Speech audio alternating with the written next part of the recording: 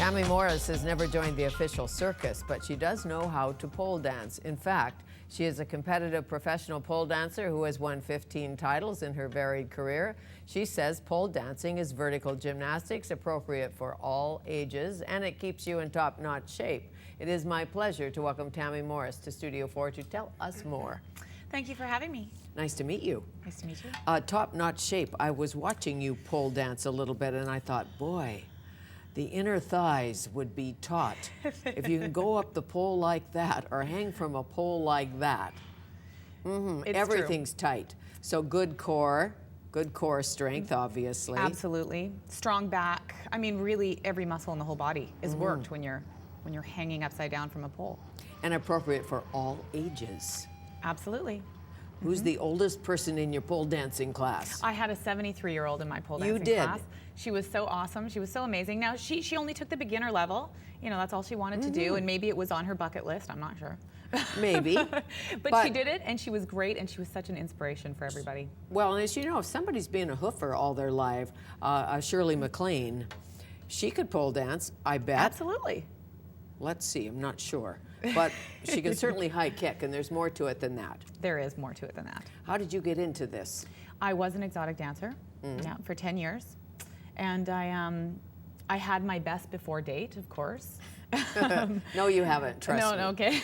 You have a long way to go. Well, you know, the exotic dance world is similar to the modeling world, where there's a certain age where they don't necessarily want to see you anymore. So I decided at that time that I was going to do something different. I took a year off.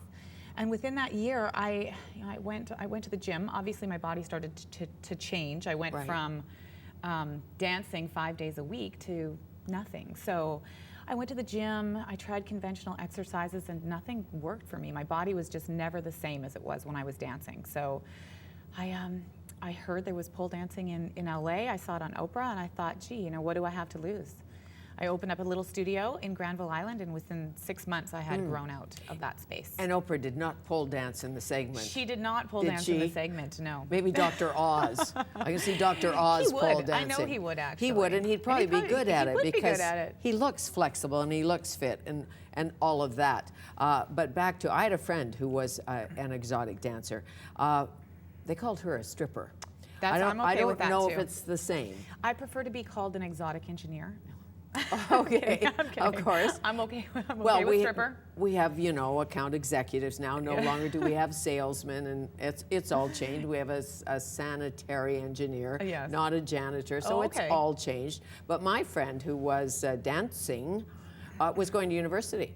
And I think it was with Gary Taylor she was dancing, and the Gary Taylor nightclub before you were born. And it paid her way through school. She's studying in the back at night. Which is great. You know, I mean, physics. Everybody does it for different reasons, for sure. Some people put their way through school. Some people are supporting children. I basically got into it to travel the world. So I went to university. I have a criminology degree, and I had never traveled. I went right out of high school into college and university, and just decided. I was actually waitressing in a strip bar, so that's how because I'd never been in one before. So I was seeing it, and I was like, wow, this is amazing. And I saw the money the girls were making, and started talking to a few of them, and I had never left the country before. So I got into it. I traveled to Japan, to London, to Greece. I worked all over the world. And as you know so well, often they connect exotic dancing with sex trade workers. Of course. Not the case. Not in most clubs I know. No, absolutely not. And you know, it's, and I'm not going to say all over the world because every country is different and every province is different. And every bar is different. So I worked in A clubs, they're all rated, and very, very strict rules. No contact, no leaving with the customers. And that's the way I liked it. I mean, there's different types of exotic dancing. There's VIP or private dancing, and I was a feature dancer, so I danced on stage. Well, there was a bit of a kerfuffle, as I recall, a few years ago, and I'm sure you're tired of talking about it. Oh, no. But, you know, that movie star, that Ben Affleck, and I don't know who all was there, but... You went there. I didn't think you'd go there, Ben. Well, just because not everybody knows the story still, even though I think it did hit the National Enquirer. Did it not? Absolutely. Or did it was on the front page of the National Enquirer. That's what I thought. Yes. Yeah, and it's it's been long enough that obviously I don't feel that it's super relevant anymore, but I'm glad that I have an opportunity to kind of clear that path, because it's funny how everybody says, oh, the National Enquirer, like that's just a load of crap. And often it is. And yet when they read something about somebody they know, they're like, oh, how could she do that? They take an inch of the truth and they stretch it. Right.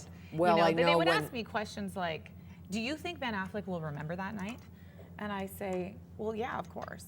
And then in the National Enquirer, it says Tammy Morris said that Ben Affleck had a night he will never forget. Of course they do. Good Enquirer reporters. And remember once one of the movie stars sued because they said to the movie star, do you have cancer?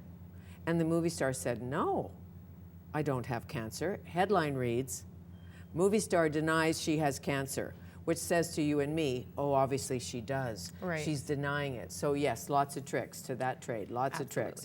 So Ben, did you end up suing him or him suing you, or what was the result? Well, he took some girls back to a private showing. We went to Christian Slater's house, and we were partying, and him too.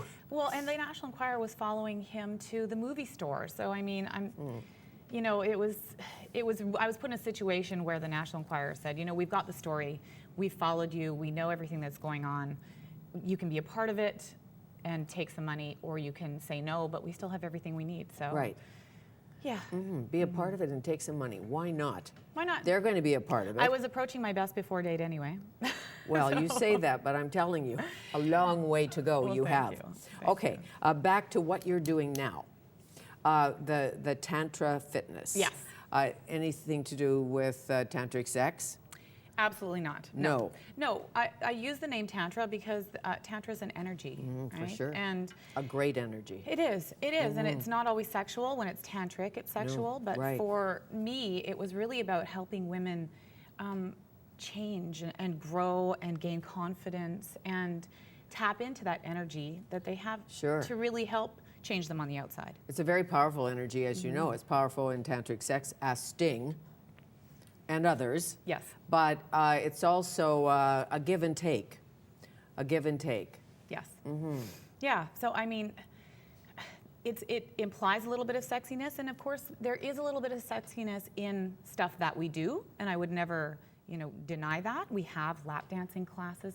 There's a huge demand for that. Even if you're 70? Even if you're 70. Okay. But not if you're under 18. Not if you're under 18.